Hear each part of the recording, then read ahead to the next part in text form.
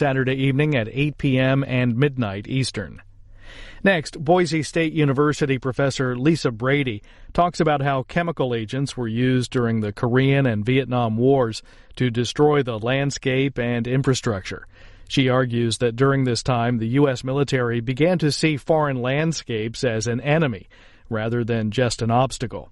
She describes the reasons for various defoliation missions, as well as the long-term damage to both the environment and the locals. Her class is about an hour, 15 minutes.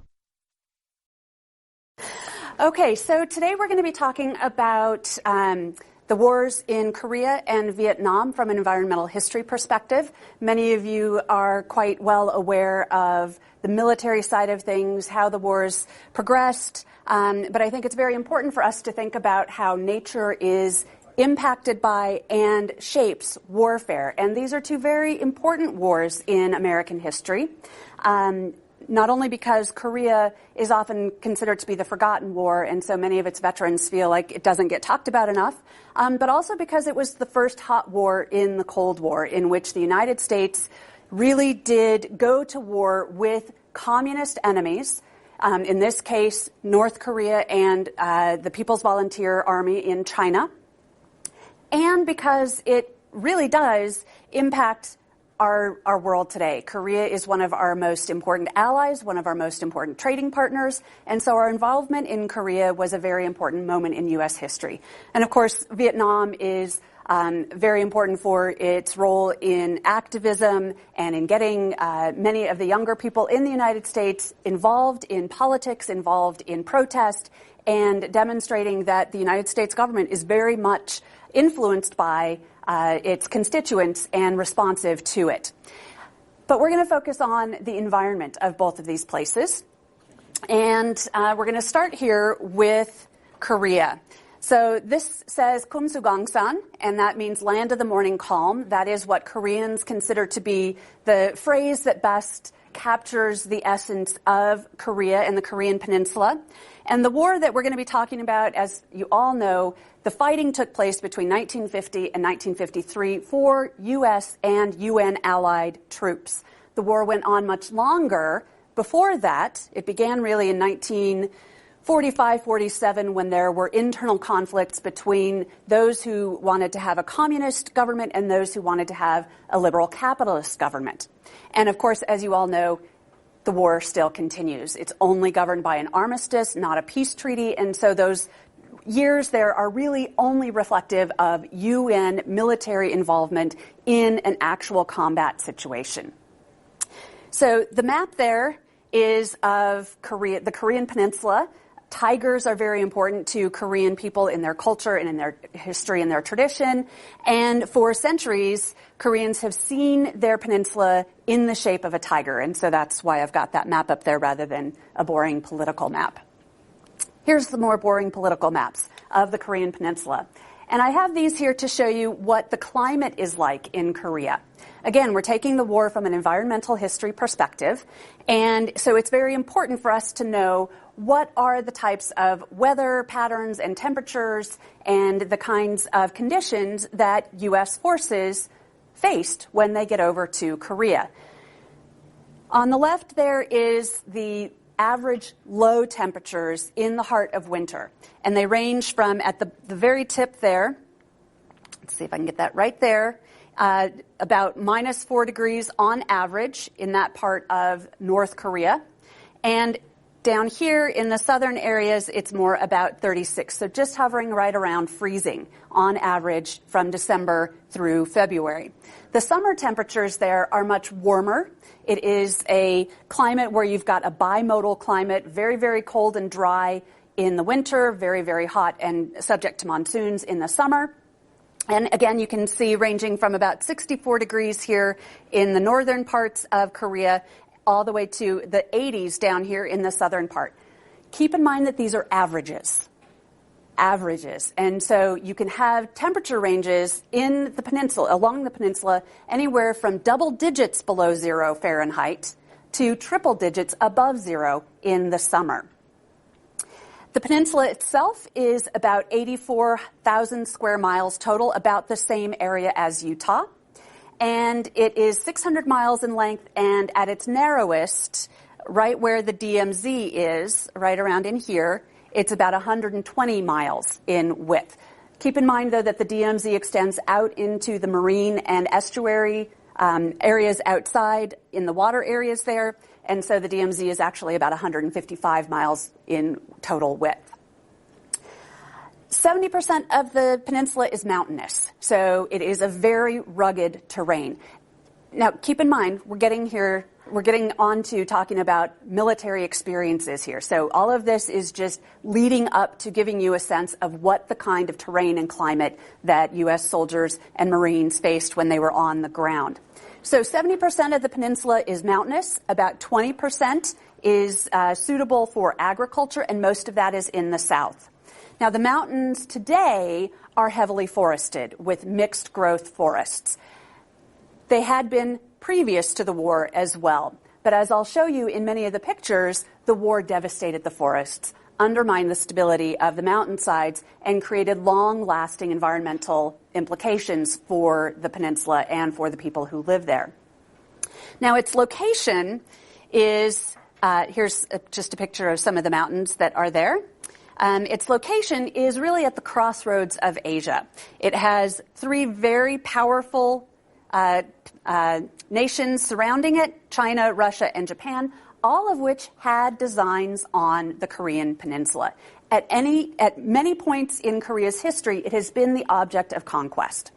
As early as the 16th century, between 1592 and 1597, one of the most strong daimyo of Japan, Toyotomi Hideyoshi, attempted to conquer the peninsula. In 1904 and 1905, Russia and Japan fought over control of the peninsula and its resources. That ended with Japan getting control over Korea, and eventually in 1910, 1911, making Korea into an official colony. So Korea has had a long history of conflict on its territory. And the conflict that we're going to be talking about, of course, though, is 1950 to 1953, the UN war in Korea. So the next several slides, I just want to demonstrate most of the military activity on the peninsula, in part to show how it ranged all the way across. So the war officially begins on June 25th, 1950, when North Korean forces move across the DMZ. It was not the DMZ at that point. It was a temporary demarcation line between the northern government and the southern government, in the hopes that at some point soon the Korean people would be able to elect a single government. In any case, the North Korean army moves across the demarcation line and captures Seoul and moves into South Korean territory. Within a few weeks, the North Koreans have moved all the way down to what is called the Pusan perimeter. So they have all but eliminated the South Korean army and its ability to retaliate against them, and this is what brings the United Nations into the war.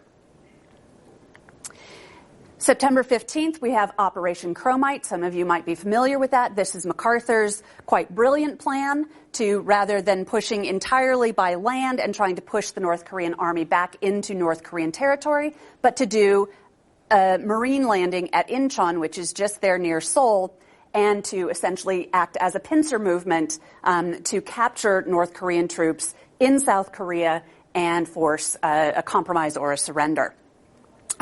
They are successful in that, and by October of that year, you have UN forces, South Korean forces, U.S. forces, and other UN troops moving up towards the border with China.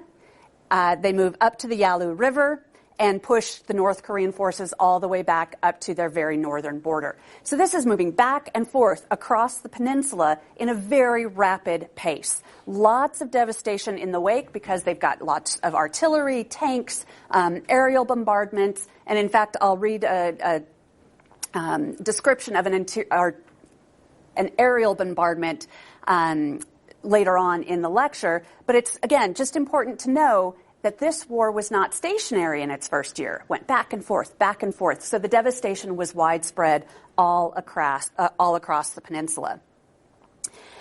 So in 1951, January, UN forces are forced to retreat. This is in part because Chinese forces are now involved in the war. This is not, according to China, an official Chinese government force. This is the People's Volunteer Army.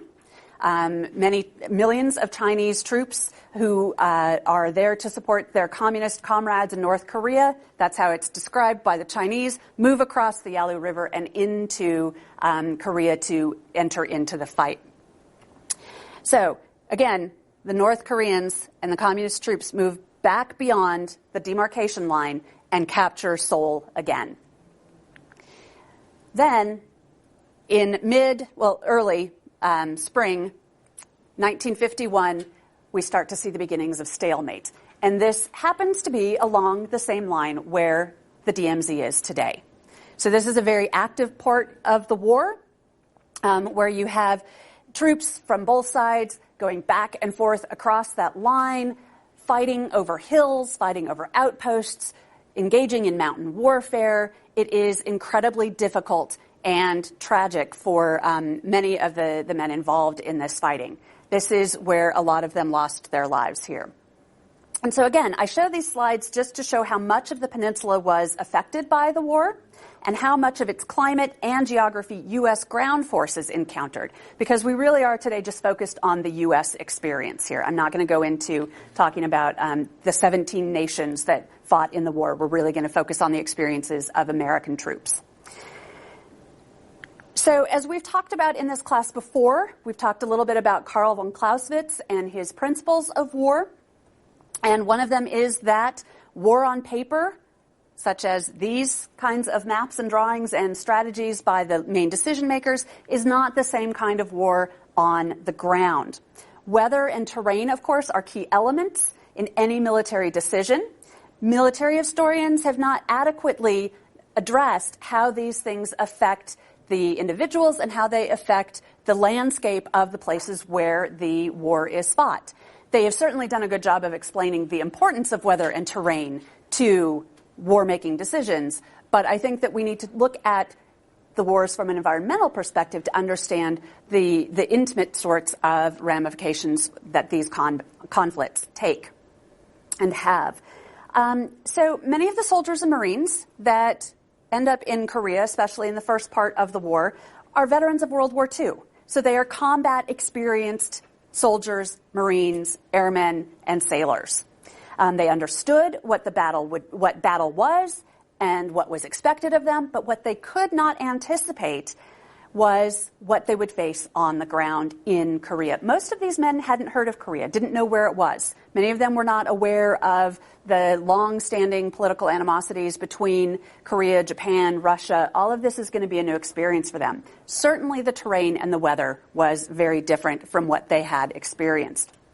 For example, Master Sergeant James Hart, who was in F Company of the 2nd Battalion of the 5th Regiment Combat Team, wrote, "In the early part of February 1951, we went into combat. At the time, I thought I was in pretty good physical condition, but I found out differently. Korea is just one hill and mountain after the other, and since we also carried about 80 pounds of equipment, soldiering in Korea was pretty exhausting."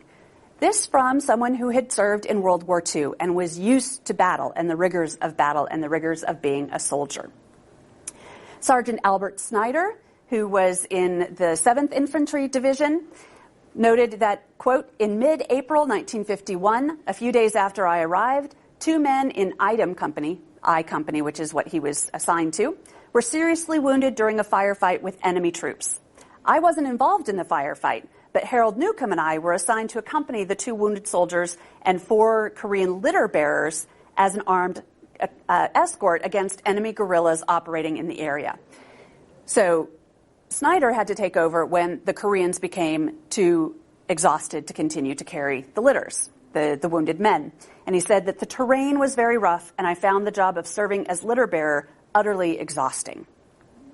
And one more here, Corporal Harold L. Malhusen of the 1st Marine Division said, "One thing never changed in Korea, the hills. They all looked the same, and there was always one more we had to take." And this, again, is especially true when the war becomes a stalemate and they're fighting over little bits of territory, sometimes just 100 yards apart are these enormous trenches, and they're really just going back and forth, capturing a hill, retaking a hill, losing the hill, retaking the hill. It's just this constant climbing and going down the hills and fighting over these mountaintops. It became incredibly exhausting. Weather, too. So here's a picture of the terrain, the mountainous terrain there in Korea, and here is just a hint at the kinds of weather that some of the U.S. soldiers and Marines experienced there. Weather, of course, was very important to the experiences of these soldiers.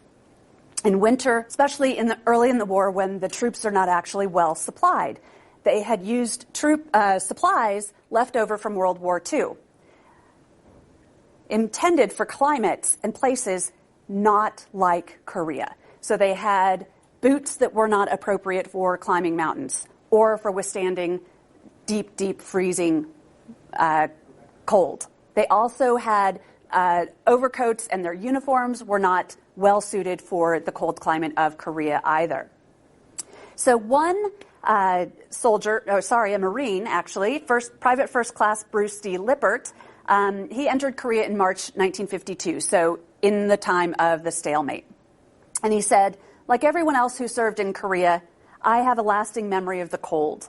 We wore heavy parkas, thermal Mickey Mouse boots, and all kinds of other stuff. So he came in after they finally got the supplies that they needed to help them withstand the cold. But, he said, I still couldn't get warm during the winter months. At the same time, I found the summer heat oppressive, mostly because of the high humidity. So in addition to being under fire, in addition to the rigors and the problems of warfare, of combat, they had to deal with these climate issues in Korea as well. He went on to say, during the night, the Chinese repeatedly blew their bugles, and he's talking about a wintertime conflict, even when they had no intention of attacking our lines. It was just one of their gimmicks to make us jumpy. At Christmas time of 1952, they even played Christmas carols over their loudspeakers to make us homesick, I presume. We heard Silent Night and all the other well-known carols drifting out over no man's land, freezing our butts off thousands of miles from home. So, unfortunately for them, the carols didn't make them feel like they were in a nice, friendly place. It just made them feel more homesick and made the climate and the conditions of war that much worse. So one of the most famous battles of the Korean conflict, especially for U.S. Marines, is the Chosin Reservoir, or Cheongjin Reservoir, as the map labels it up there. This engagement occurs between November and December of 1950. It is an extremely cold winter in Korea that year. And there is just this very serious engagement here between U.S. troops, U.S. Marines, and Chinese People Volunteer Forces. Tens and tens of thousands of them engaged against thousands of Marines. So, according to Corporal Harold L. Muehlhausen, who was in A Company in the 7th Regiment of the 1st Marine Division, who served there at Chosin Reservoir, he said, with fighting all around us, we remained on 50% watch. At about 1 o'clock that night, we were ordered to move back about 200 yards. This time, we set up our 3.5-inch rockets in a field next to the road. We tried to dig in again, but the ground was frozen so hard we had little success. There were firefights everywhere, so they put us on 100% watch. Somehow, we managed to avoid contact with the enemy that night, but we sure as hell didn't avoid contact with the cold. By morning, the thermometer had dropped to 30 degrees below zero with a strong wind blowing. So they're in this valley area here, surrounded by mountains and faced by tens of thousands of hostile troops. He recalled, as they were moving through the area and on their retreat in December, quote, we moved down the hill slowly, slipping and sliding. Then we just walked and walked, sometimes in snow that came up to our knees. Those poor devils in the front of the column got the honor of breaking the path for the rest of us. And he concluded his memoir with, quote, no one had to tell us how serious the situation was. We walked by one foxhole that contained 3 dead Chinese soldiers, all frozen to death at their posts. So again, here we've got a situation terrible in the best of times when you have enemy troops engaging with you, attempting to take over the territory that you control. But you've got the added problems of environmental obstacles, the cold, the snow, the wind, poor supplies, especially in 1950 when these Marines did not have proper winter clothing. The Marines withdrew from the Chosin area in December 1950. Those who came out were henceforth known as the Chosin Few, which is a nice little play on their words, or their motto of the few, the proud. And according to Alan Millett, who is the foremost historian of the Korean War, the Chosin Reservoir campaign was a geographic victory for the Chinese. Nevertheless, the campaign ruined the CPVF 9th Army Group, which did not return to the front until March 1951. And that battle convinced the United Nations Command that Allied ground troops could defeat Chinese armies, however numerous.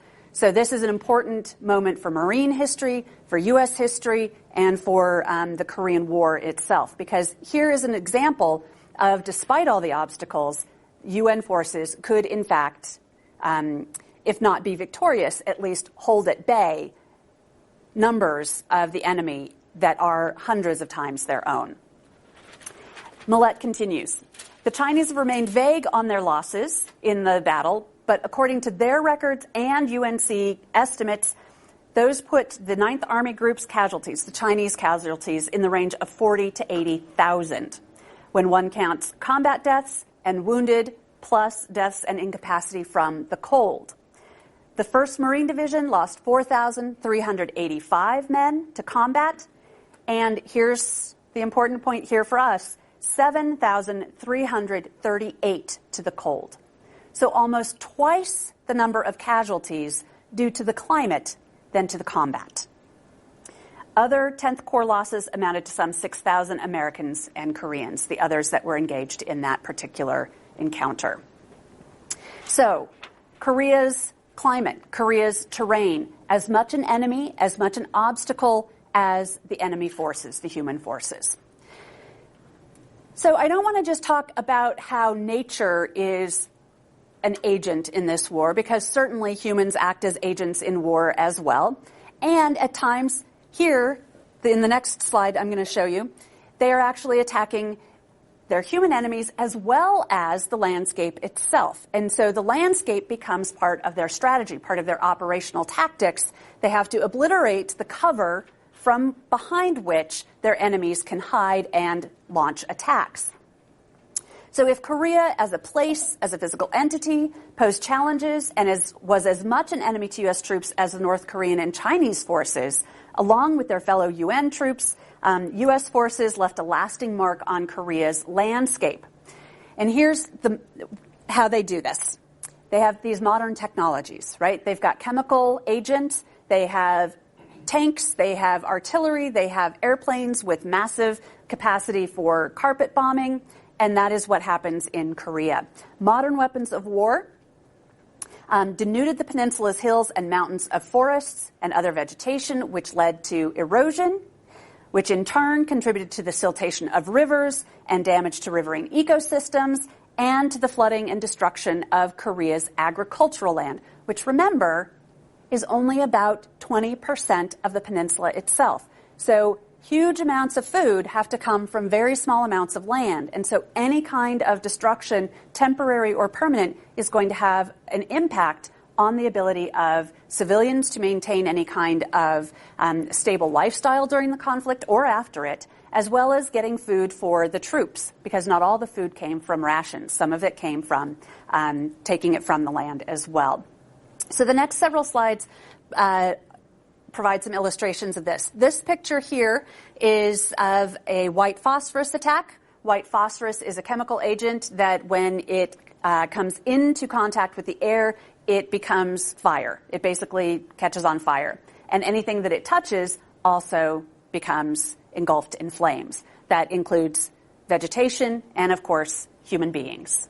And certainly there were many Chinese and North Koreans who were afflicted by white phosphorus in these kinds of attacks. Napalm was also used widely in Korea, and it too, like white phosphorus, was used to clear forest areas, vegetation, foliage, so that the enemy did not have a place to hide. They had less cover. Aerial bombing. This was probably the most widespread agent of destruction in the Korean War. This image here is a post-bombing reconnaissance picture. And here, oops, sorry, wrong button. Here you see a mountain ridge, sort of the white area there. These areas here are streams or estuaries, not estuaries, but streams or flooded areas along rivers and paddies, rice paddies that have been flooded as well. All of the little white pockmarks all through there are craters from bombs that had been dropped from UN planes. So again, widespread destruction. That's just one very small area, and you can see the amount of damage. And when the mountains are pretty high and they've got these pockmarks, it takes away the foliage, it takes away the trees, which keeps the soil in place.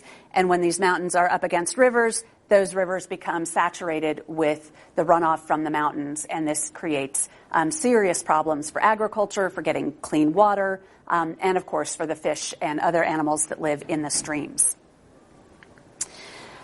This is just one picture of the mountains of ordnance, artillery ordnance that was used during the war. I don't know if you can see them, but right there are three men, 3 U.S. soldiers.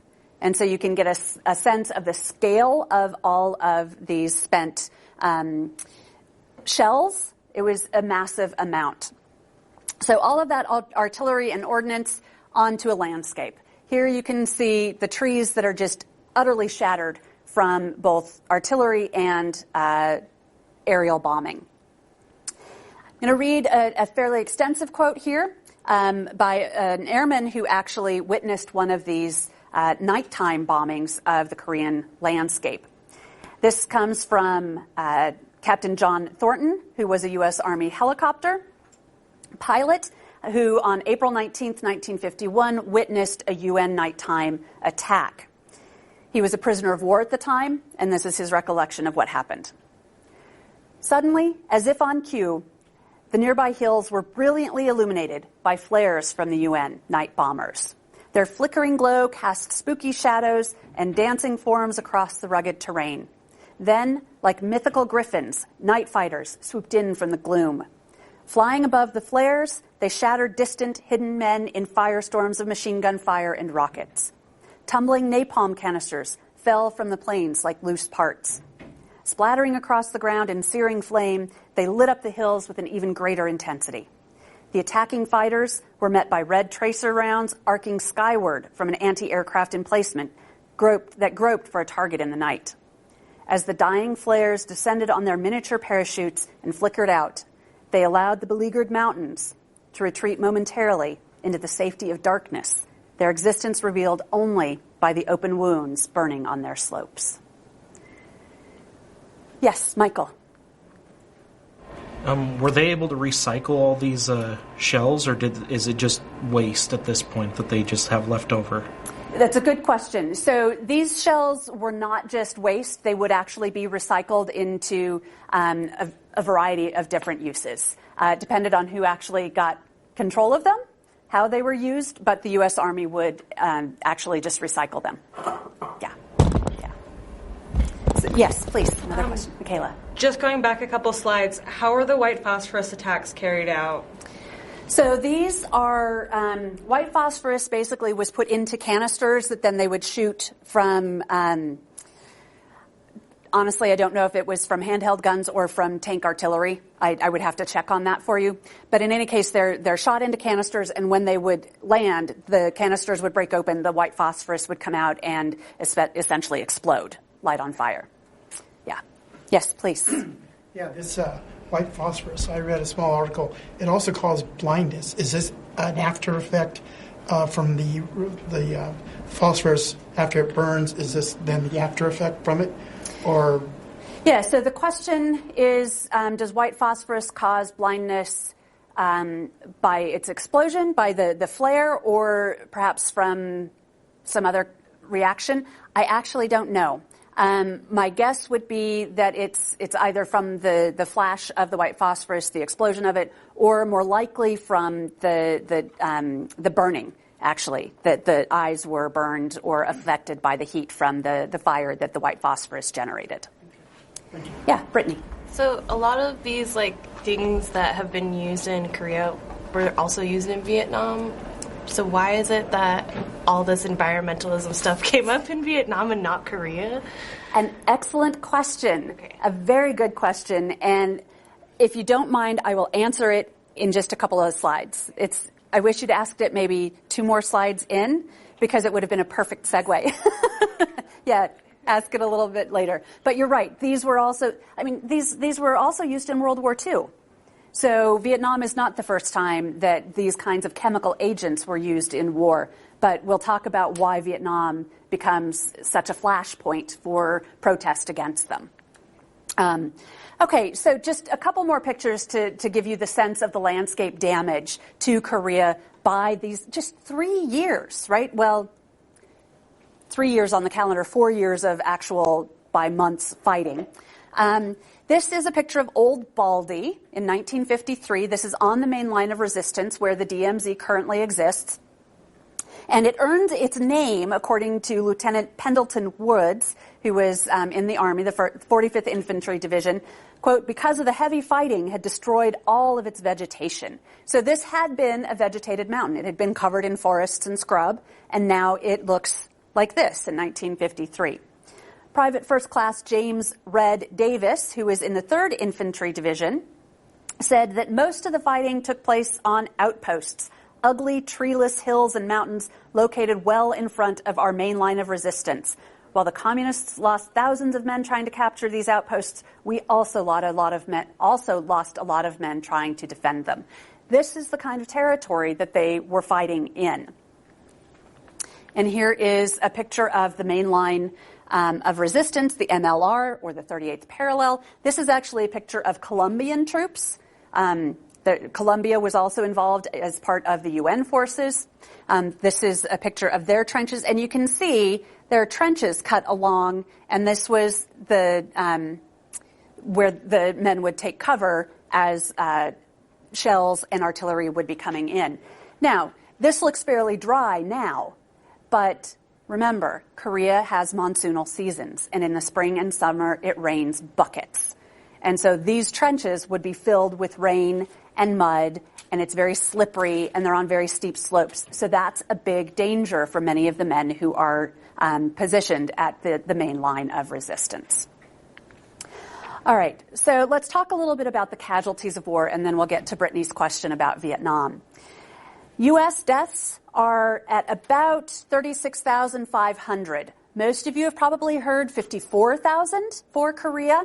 But about 10 years ago, the Pentagon came out with a clarification about those numbers, in that 54,000 is the total number of casualties during the war years of all servicemen worldwide.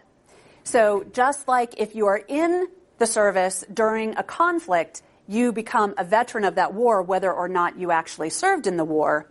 That's where those numbers come from. It's looking at the war and the servicemen who were wounded or killed during the war in service to the United States. So the actual casualties, yes, Rob. Just a question on the trenches. Oh, yes, sure. When you said that they'd filled up with water and mud, obviously that means mosquitoes. Was DDT still kind of the main use for that there in that?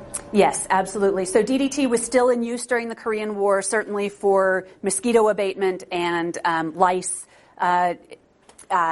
control, especially because most of the men didn't have the opportunity to bathe very often. They were very far away from any kind of towns. Much of Korea at this time was very agricultural, and so it would be little hamlets or maybe a few houses. They didn't have running water, so they didn't have the infrastructure to support any kind of hygiene. They would go into rivers and streams and lakes and things like that, but only when they found them. So yeah, DDT would have been one of the major tools to fight the infestations that they would have faced. Yeah, that and smoke. I mean, using fires as a way to get the mosquitoes away from you too. That was also one of their tools, strategies. Okay, so the casualties, U.S. deaths, 36,516. Wounded, 92,134. So a total of 128,650. The missing still at nearly 5,000 at 4,759. They sound like very specific and accurate numbers, but of course there's always a little bit of uncertainty when it comes to the actual numbers of dead and wounded, just because we can't always keep very good records. That's just the U.S. side.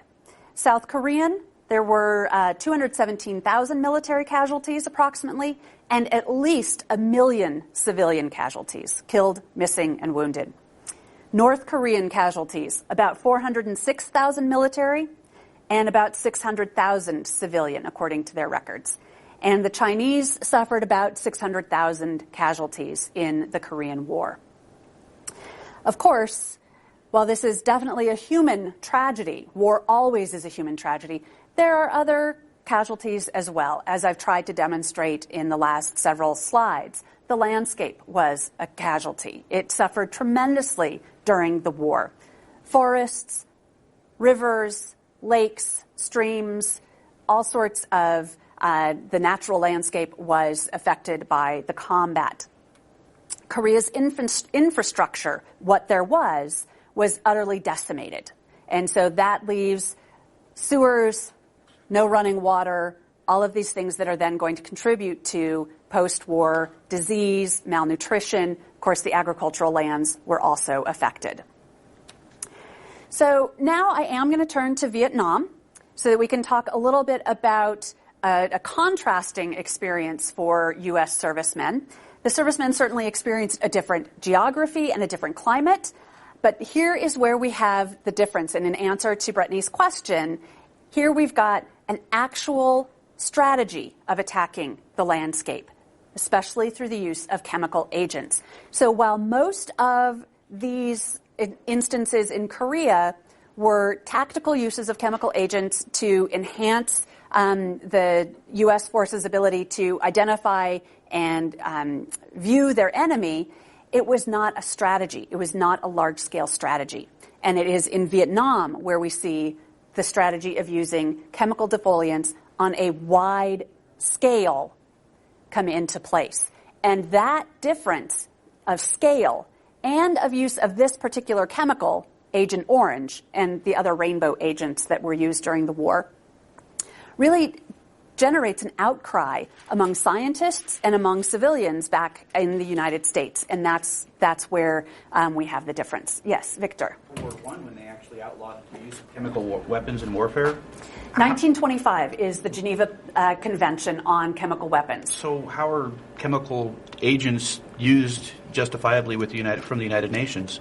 How do they get around that not being able to use? So the question is, how does the United States get around the Geneva Convention? We didn't sign it until 1975. So we were not under the restrictions of the Geneva Convention, even though it was actually U.S. citizens and U.S. congressmen who wanted to put the Geneva Protocol into place in response to the problems of World War I and the use of mustard gas and other chemical weapons during that war. That's the other key element of this. Weapons versus agents. You've noticed that I've been very careful to call these chemical agents, not chemical weapons, because chemical weapons are mustard gas, nerve agents, things like that are used against human personnel. Chemical agents are used against non-human aspects in the strategy. And so it's against nature, not against humans, and so that's how we get around using those kinds of things. But during Vietnam, it was not an issue because we were not a signatory to the Geneva Protocol, or the Geneva Convention, sorry. Yeah, Brittany. So how does using chemical agents make a winning strategy when there's not like a clear definition of like gaining territory or like fighting for territory won or lost kind of thing? Yeah, so the idea behind the use of defoliants in Vietnam is that jungle right there is an easy place for the enemy to hide, right? And so if you can get rid of the jungle, the enemy has to come out and face you on the battlefield. So it's not necessarily gaining control over territory, but it's denying cover to your enemy troops. Yeah, and I'll talk a little bit about that in just a moment as well. You're just always anticipating me. No, that's good. And actually, I'm going to talk about the Geneva Convention, too. You guys you have great questions. All right.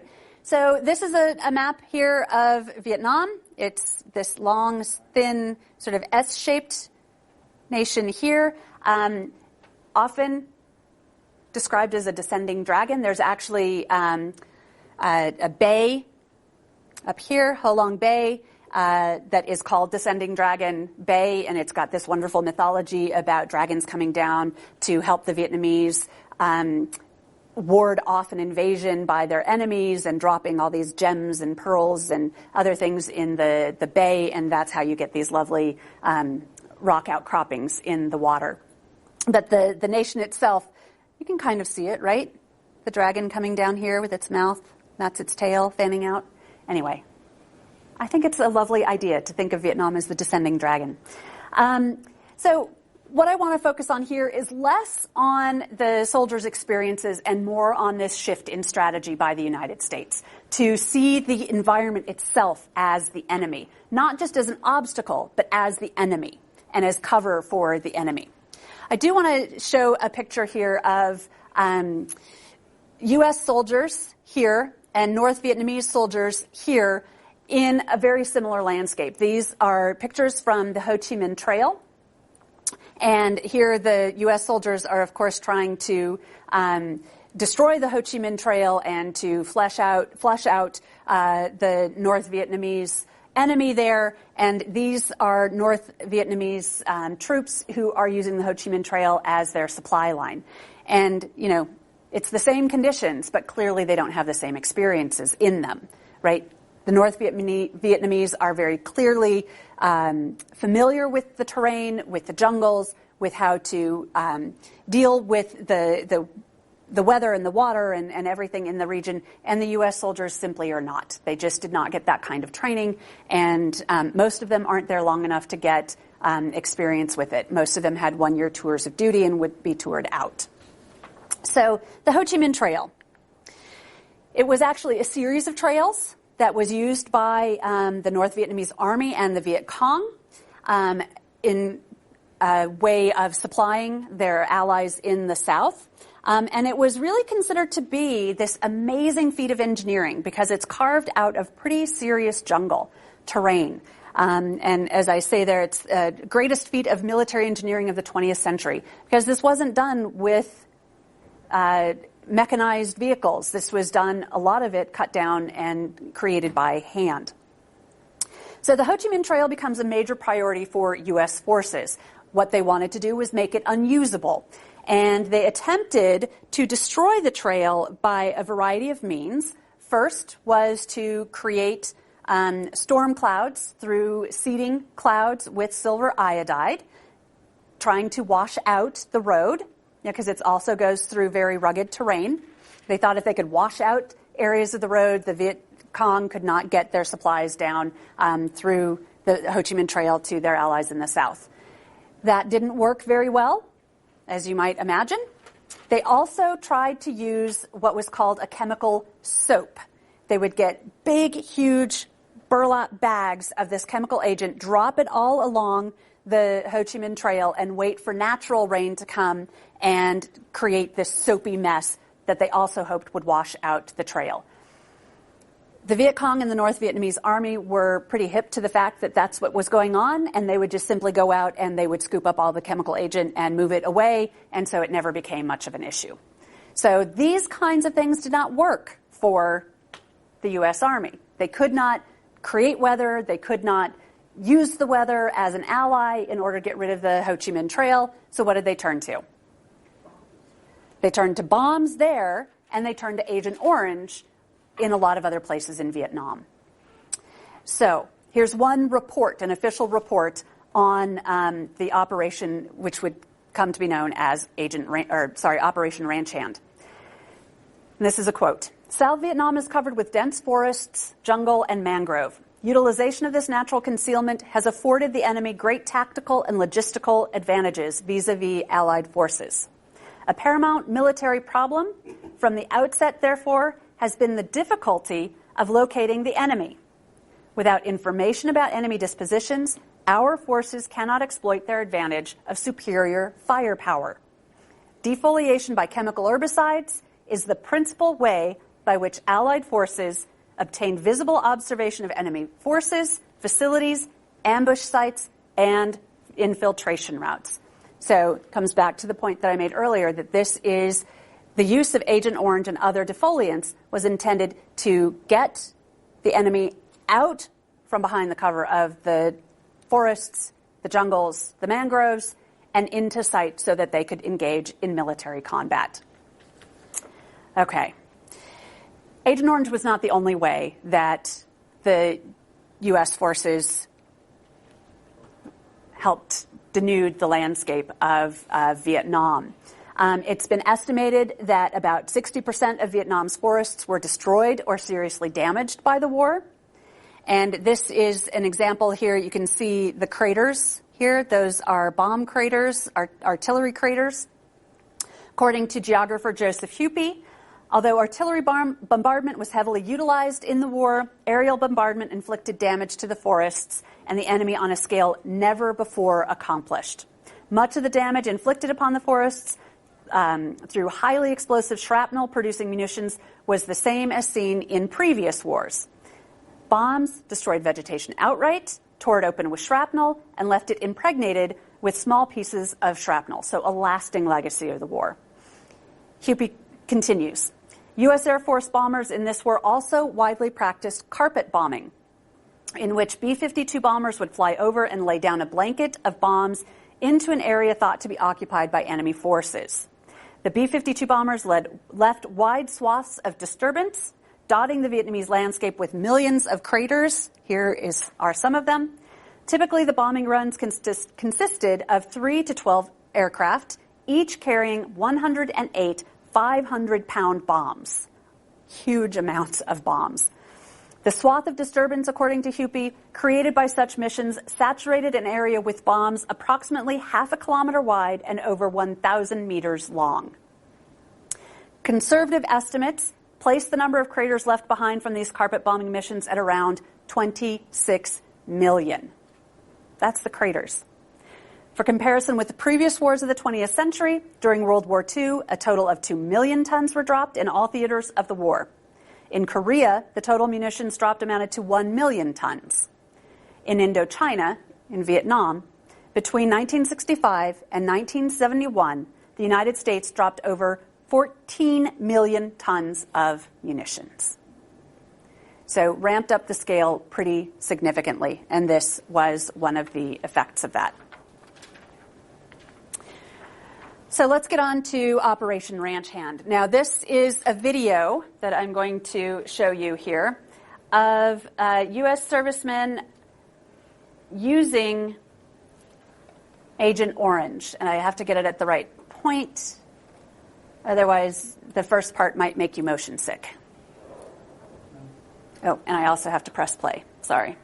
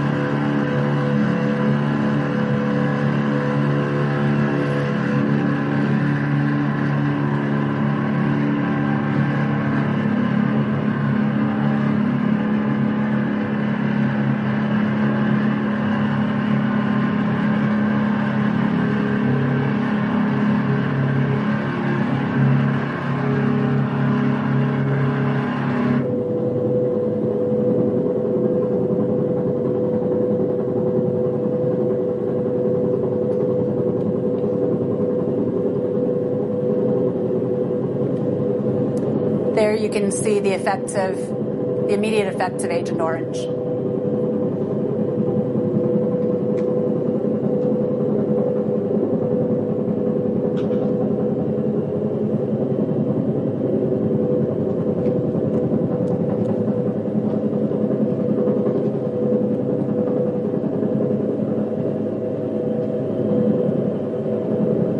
Yes, Michael. How quickly did Agent Orange take effect? I mean, like, when they shot it out there, it didn't look like it was just instantly killing stuff. No. So how Agent Orange works is essentially it gets into the leaves. It goes onto the leaves of the mangroves, of the trees, of the grasses that are around there, and then it goes into the root system and it kills it from within. So it's not an instant sort of effect, but it is a long-lasting kind of effect because it kills the plant from within. Yes, Scott. I noticed that, like you showed the killing of the foliage. They showed the two, but yet, if I remember right, they were having problems with being shot at by Viet Cong rather. They were moving along at different rates of speed, bam, bam, bam, and that foliage may be dead, but it's still there. Wouldn't the use of like a fire or a napalm be more productive in the sense of clearing the actual landscape? I'll show you some pictures that will demonstrate how effective Agent Orange is in killing the actual trees. But yes, it was an incredibly difficult mission. I mean, these guys, this was apparently a fairly safe one because they didn't have enemies firing on them. But many of those who were charged with deploying the Agent Orange in this manner were, of course, shot at because the enemy were along the riverbanks. Michaela. So you could see it getting into the water, and so how would it affect the water and the animal life? And then also kind of getting that they were being shot at, how did it affect the humans that it might have landed on? Excellent. Well, you notice that they had no protective covering, that the soldiers who were spraying the Agent Orange had no protective covering. So Agent Orange it's a topical toxin, and so if you are exposed to it, you're going to have some long-term health effects. It wouldn't be an immediate kind of reaction to it, however. And so most of the men who were spraying the Agent Orange didn't know that they were really getting themselves into serious health trouble later on. In terms of getting in the water, that's an excellent point because Agent Orange is not water soluble. So it remains in the water. It only degrades by sunlight. Basically, the only thing is through sunlight. And so when it gets in the water, it stays in the water, and then you can ingest it. The animals ingest it. It gets into the food system. And there are numerous studies that indicate that the persistence of Agent Orange in hot spots all around Vietnam where it was used or where it was stored for future deployment in Operation Ranch Hand have resulted in serious genetic and birth defects for the people who were exposed to it for a long period of time. Cancers, other kinds of internal kinds of diseases are connected to it as well for the servicemen who were exposed to it. And, of course, the civilians and the enemy troops that were also. So it's a terrible, awful toxin that, yes, is a great herbicide, but, again, it's persistent. And so it has long-lasting environmental and human health impacts. Yeah. So Operation Ranch Hand begins in 1961 as a test and really begins in earnest in 1963. That's when it's ramped up. Initially, it was an attempt to create vegetation-free buffer zones around military bases, so as a defensive kind of use, and along transportation routes, but it soon developed into a battlefield tactic aimed against guerrilla fighters, as we've been talking about, throughout the South Vietnamese countryside. So according to one scholar, the amount of herbicide deployed in Operation Ranch Hand shot up from approximately 1 million liters in 1964 to 10 million liters in 1966. So this was enormous use of it. I'm going to turn to Joseph Hoopy again, who has written extensively on this. He says, quote, "The Vietnam War differed from previous wars in the 20th century because now the destruction of key components of the country's physical environment became a deliberate military strategy. In World War I and World War II, the damage inflicted on the forests and soilscapes of the nations involved was incidental, in that the damage was a side effect of the intention to eliminate enemy forces. In Vietnam, a major portion of the U.S. war effort was the elimination of forests. Deforestation of the dense tropical selva was performed to eliminate cover for enemy troops, provide bases of operation, and create landing strips for aircraft and establish landing zones for troops deployed by helicopter. So, Brittany, does that answer your question? Good. Okay. So here's a picture of another way that Agent Orange was deployed through aerial spraying. In 1966, the acreage of forest and farmland targeted by ranch hand more than tripled, jumping from 230,000 acres in 1965 to 840,000, and then doubled again to 1.7 million acres in 1967. After spraying 1.3 million acres in 1968, ranch hand began to taper off, and large-scale defoliation missions ceased in December 1970. So as I've already mentioned, Agent Orange is not water-soluble. It degrades in sunlight, it clings to soil particles, it gets washed away by rainwater, so even if it was contained in one place during the war, if it was left there, as much of it was in the years just after the fighting, it would get into the soil and spread through rain, so you've got a much larger affected area. Average dioxin contamination in the soil of industrialized nations, this is just to give you a comparison, of industrialized nations is less than 12 parts per trillion. In Vietnam, researchers have found dioxin levels up to 365,000 parts per trillion at Da Nang, 262,000 parts per trillion on the Bien Ho base, and 236,000 parts per million in former storage areas on the Phu Cat base. So hundreds of thousands of times larger than what you normally find in an industrialized nation. The United States EPA and a variety of international NGOs are attempting to clean up hotspots, and they have been doing this since about 2003. But obviously this is an enormous problem, and likely it's not going to be solved anytime soon. So, Scott, to your question, these are pictures of defoliated areas. And so when you think about the kinds of vegetation that it was sprayed on, if it's a dense kind of scrubby vegetation, you're still going to have the branches and maybe some of that to use as cover. But a lot of the jungles are of palm-type trees, and so you defoliate that and you don't have much cover left. So, and this also comes to your question earlier, Scott, about how effective was it to protect against snipers. Well, the idea that the use of defoliant chemicals would help reduce the vulnerability of ground forces to ambush, booby traps, and sniper fire, and also the intent to force the NLF into open battle was, of course, wrong. It didn't happen. Many of the men who were deployed in these kinds of Operation Ranch Hand were shot down or shot at by snipers in more heavily forested areas. The idea, of course, though, was to destroy the environment, bring the enemy out into the open, and fight war not behind cover of the jungle, but come out on the battlefield.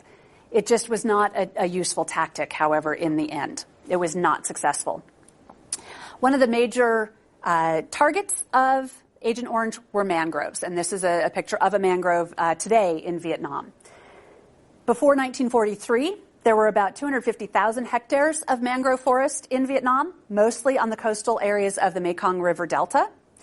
About 159 hectares of mangroves in this area were seriously devastated by toxic chemicals of the U.S. military forces during the time of the war. The tremendous consequences of the destruction of mangrove forests have been encountered with difficulties in rehabilitation, biodiversity loss, and also it continues to affect the lives and health of communities in the region. So just as some statistics from scientific studies recently, about 26,000 villages were affected by Operation Ranch Hand and the use of Agent Orange. 86% of those villages were sprayed more than 2 times, and 11% of those villages, so nearly 2,600, maybe about 3,000, were sprayed more than 10 times with Agent Orange. Most of the defoliation campaign focused on the destruction of mainland forests and coastal mangroves in the southern part of Vietnam. And the 2 most affected mangrove forest areas were the Sac Forest outside of Saigon and along the Camu Cape. So a wide swath of destruction with Agent Orange. Here is a picture of an area targeted by Agent Orange before and after. So it not only destroys the trees, it also can lead to the calcification of the soil, depending on what soil type it is, or laterization of the soil, meaning it hardens out, it dries out, and becomes infertile. So it's a long-term impact for many of the areas that were affected by Agent Orange. So Victor, your question about the Geneva Protocol. That was developed in 1925. It was signed by all European powers, but the United States did not sign, in part because of a powerful lobbying effort by the U.S. Armed Forces, which did not want to lose a potential weapon or a means of defense, and by the chemical industry. So you had 2 major lobbying groups working against the U.S. signing and ratification of the Geneva Protocol. The U.S. failed to ratify it, even though it was one of its original proponents. And in 1966, the U.S. claimed that it did not use chemical weapons in Vietnam. It instead used chemical agents and not against personnel. So they are not weapons if they are not anti-personnel, used for anti-personnel purposes. The U.S. had used chemical agents, including napalm and white phosphorus, in World War II and in Korea to clear forested areas, to flush out enemy bunkers, but began using herbicides in Vietnam to clear around bases as defensive measures, then further afield as an offensive strategy, always careful to call it a chemical agent.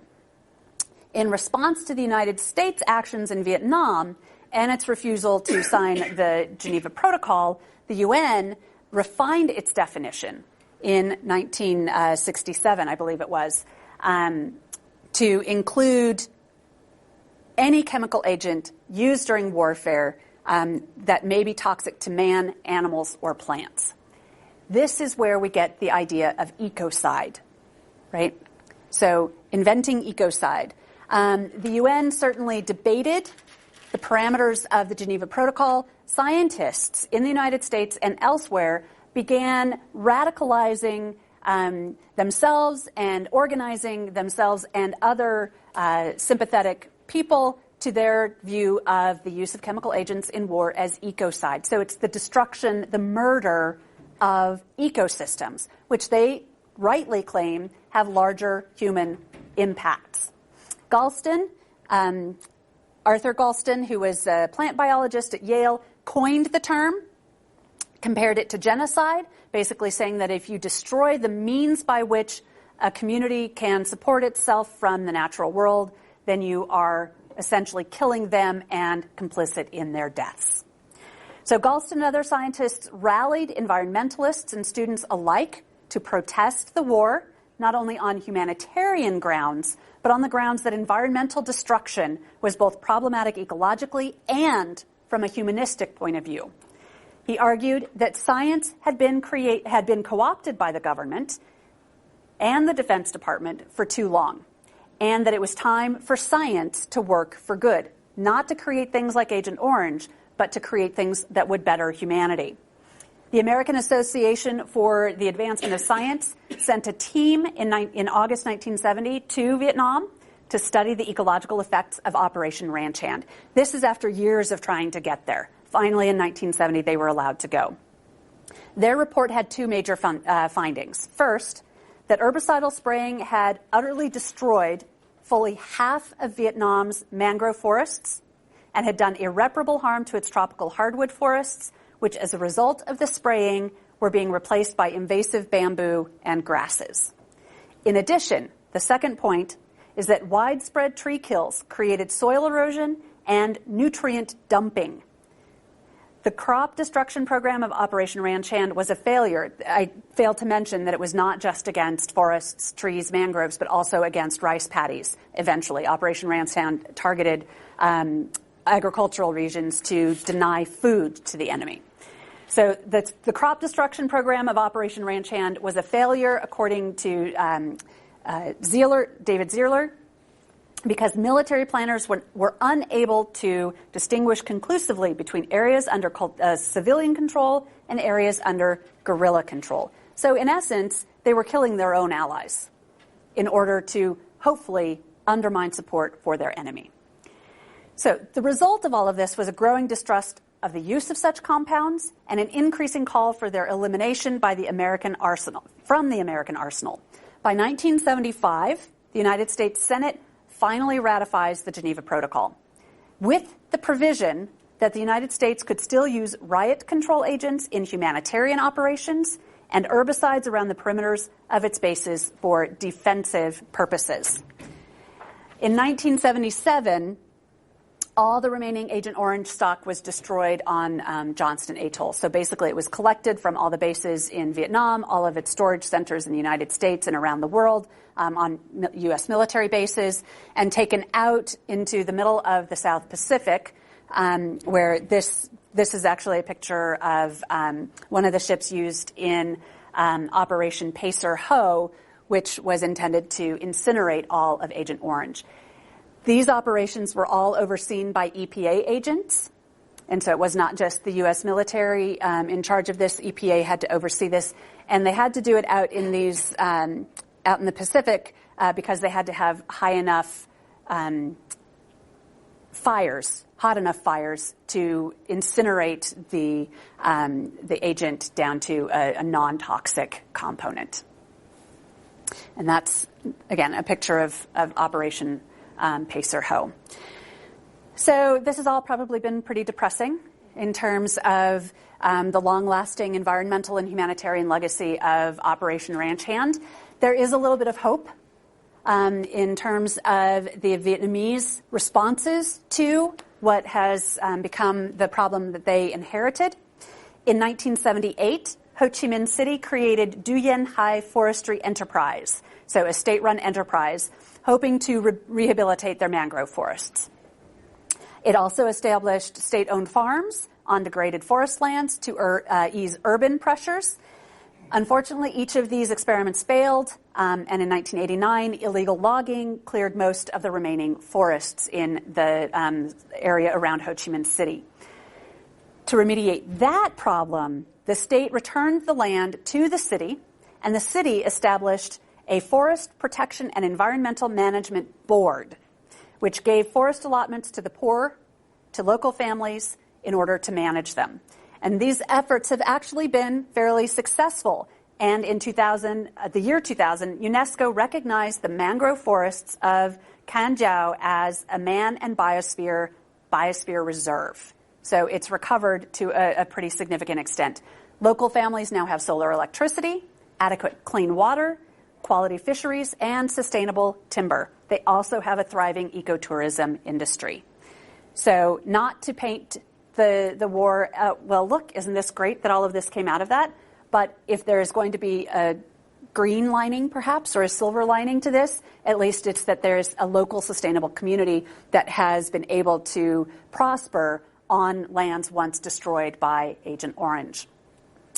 So another point to this is that while the use of chemical defoliants was certainly a terrible thing, the radicalization of scientists and students, as well as others against their use, raised awareness about the serious problems associated with chemical agents and other chemical agents' effects on humans and the non-human nature, thus contributing to the growth of the modern environmental movement. So many of the changes, the positive changes that we have seen since Vietnam, have been in part due because of the tragedy of Agent Orange. So I'll just leave you with a few parting thoughts here. I think we do need to take a close look at nature within the context of war, because it does provide new insight into the ways that human conflicts both hinge upon and materially affect landscapes and environments. Certainly what I think I've demonstrated in part today is that nature is as much of a constant enemy or a constant obstacle to those who are fighting as illustrated by the voices from the Korean and Vietnam Wars illustrated. And absolutely, war is a human tragedy. We cannot deny that. But it can also be catastrophic for non-human nature, but I would also add that it can also get people thinking about the problems that humans create for themselves and for the environment and might actually generate positive change in the long run.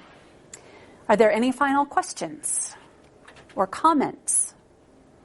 Yes, Scott. Yeah, what you said and everything about the battling nature, it is a constant battle, even here on the home front, with as simple as weeding your lawn. I mean, I know that's silly, but the point is that what I see nature, and man comes in and says, okay, it's in my way, I got to get this out of my way, using whatever means possible, and then saying, okay, once again, they want to fall back on nature to reclaim itself to correct the problem that they caused. Yeah. We've seen this in other wars too, once again with force and what have you.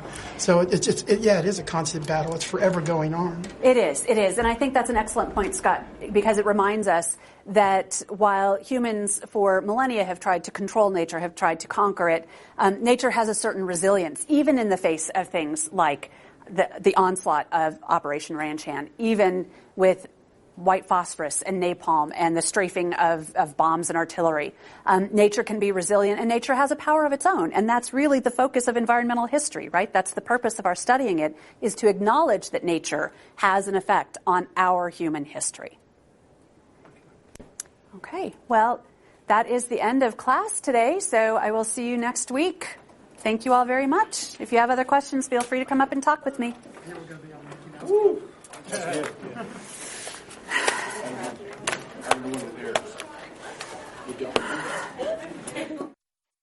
Join us each Saturday evening at 8 p.m.